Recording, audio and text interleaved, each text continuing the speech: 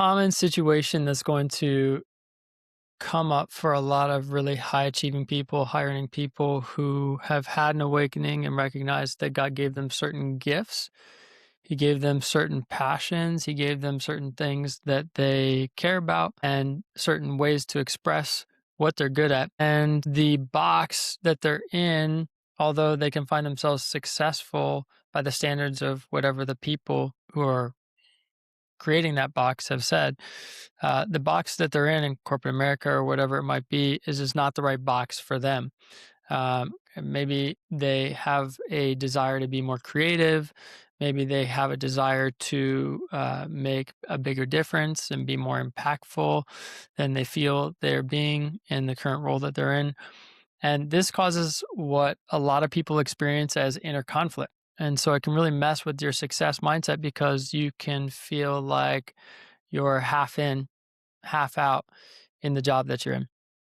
You are, making strides and actually even making more money, maybe even getting promoted, but inside you're just dying quietly. And this is a common thing that I hear from people when, not every time, but when we're in a first conversation or two, where they're trying to navigate how do they decide whether they stay where they are and keep going or completely change what they're doing career-wise. So if you're in that camp, this is going to be for you. A couple ones and twos on how to keep your success mindset with this. So the first thing you need to understand is, and this is a huge issue for people, is your own expectations. And one of the things that people don't really take into consideration is, and I've worked with several people that have been doing kind of the same thing, even if not the same company. They've been doing it for 10 years, 15 years. And they have this revelation, this epiphany. I got to do something completely different. I got to follow my calling. Maybe this isn't it. Not sure what that could be. Got to get clarity. And they're really making the mistake of trying to optimize too early. They want to make their next move the permanent move.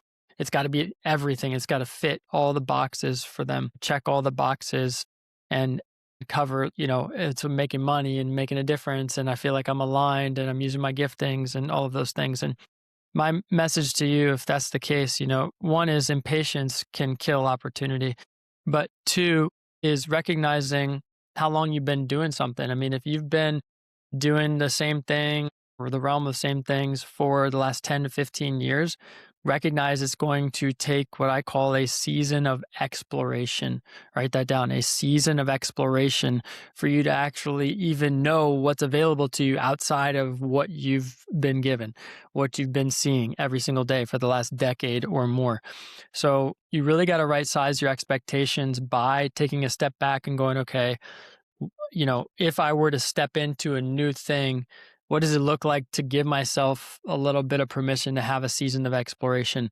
And that then comes back to a couple questions. For you personally, it depends on whether you are single, whether you are married, have a family, your financial situation. Even if you're high earning, you might have personal goals that would require you to, not require you, but would lead you to want to not just jump ship and start into something new without generating any revenue.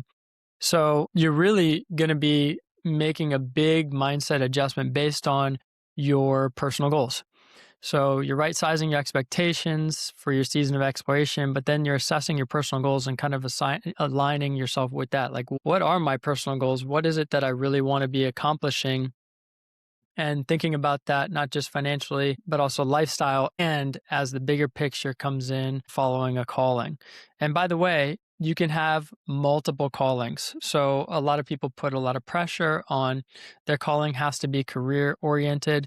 Not necessarily true. You can have an assignment destiny calling that has nothing to do with like a career, so to speak. You can have multiple callings and multiple different careers over the course of your lifetime. You can have calling that's personal, calling that's professional. I mean, it goes into so many different avenues to get into that. So I want you to just remove the pressure of the idea of a calling. It's not just one thing, one big grand thing. There are many different ways to look at that. Small targets, big targets. So that's going to be helpful as you're thinking about your goal setting and goal achieving.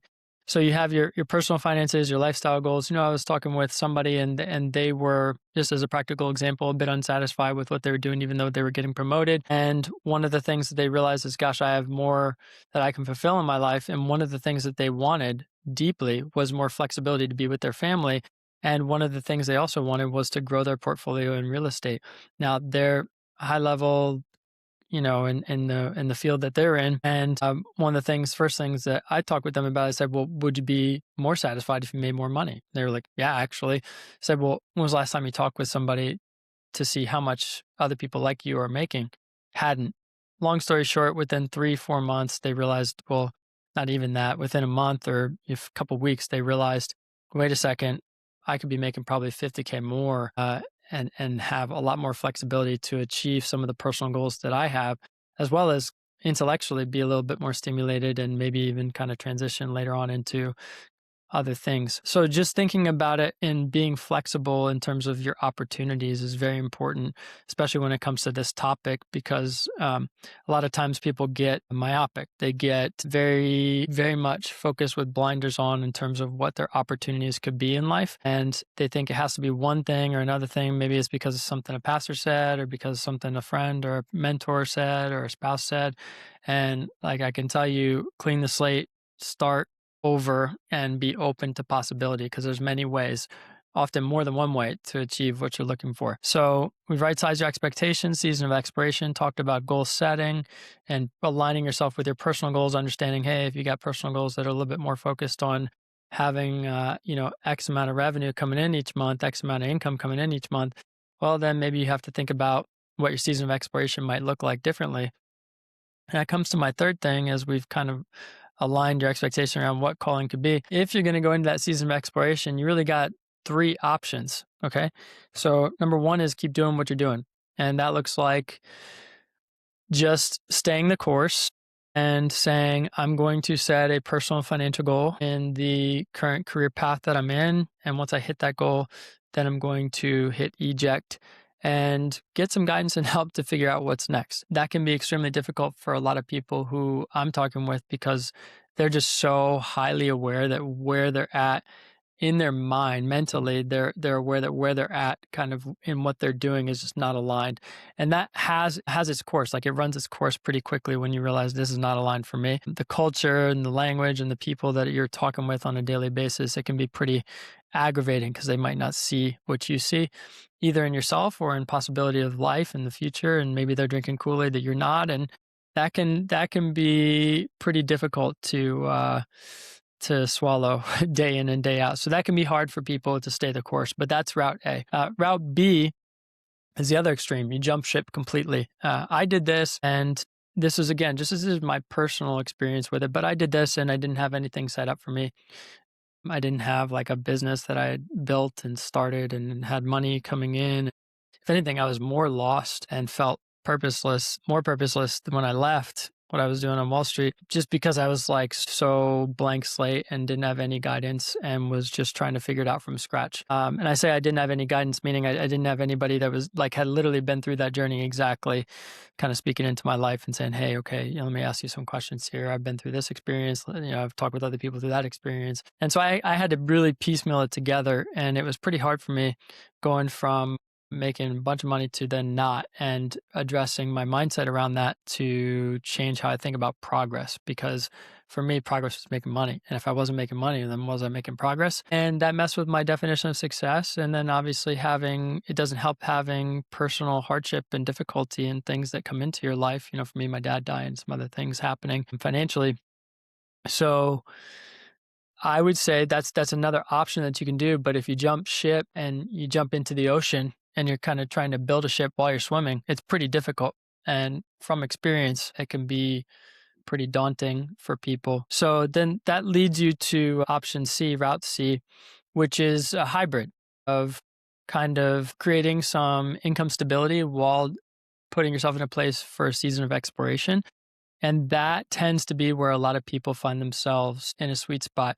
Now, what does that look like? Changing how you view work. So for example, You might not replace your income completely, but you might gain some time flexibility. One example is, let's say you're in commercial real estate, you're doing tremendously well, but it's a lot of administrative stuff, and you're finding that you're more people oriented. These are true stories.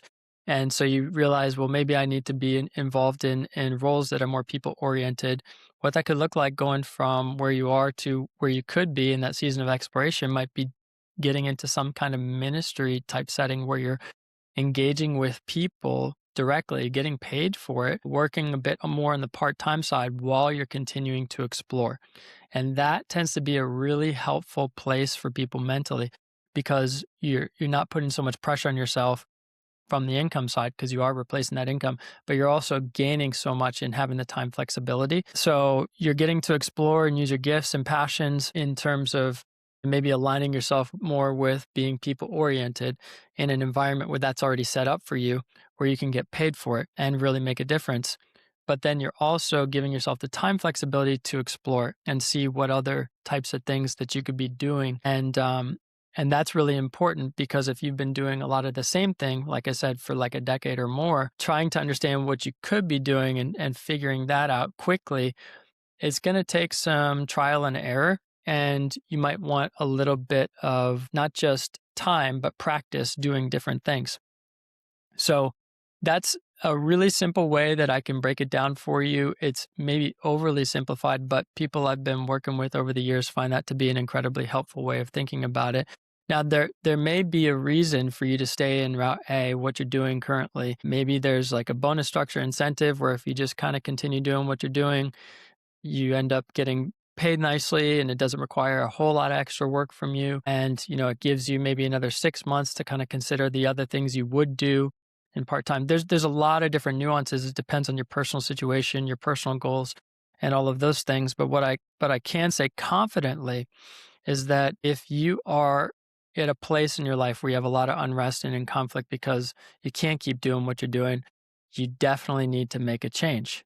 And part of making a change looks like even just having a conversation with somebody who can help you activate in that change. I will say this, one of the things you're not going to find a lot of help in is talking with people that haven't done it. Excuse me. It's incredibly frustrating. One of the things I encourage you to do is if you're kind of considering your options, staying where you are and continuing that for a while, find a model of somebody that's doing it in a way that could work for you, like within the company or whatever it might be. If you can't find that model, then you have to be that model. You have to create that for yourself. And if you're having a hard time doing that, then it's a good kind of hint, suggestion, flag.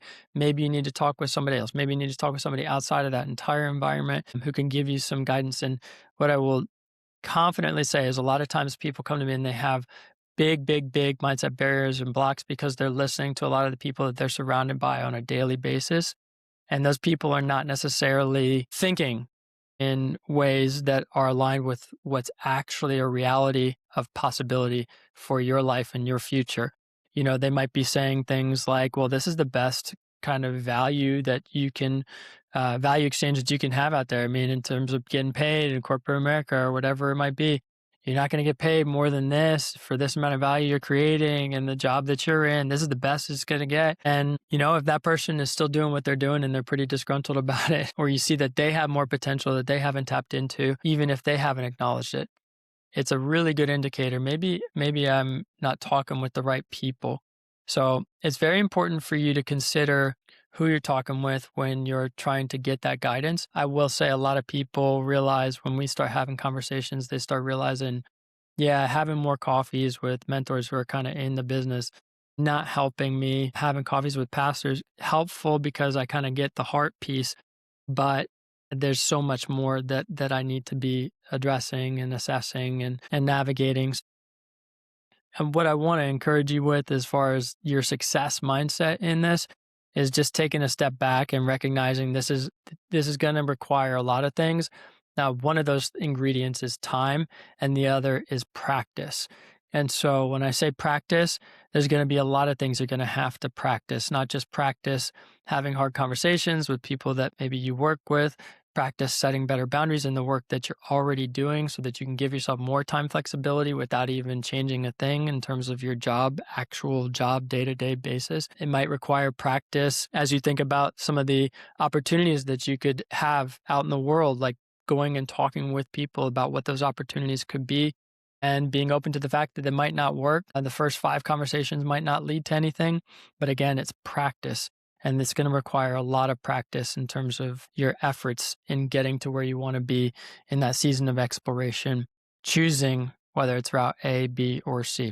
So I hope that that helps you with your success mindset. If this is something you know somebody else that you are having conversations with, a friend, a coworker, loved one could benefit from listening, please go ahead and share that with them. I appreciate you.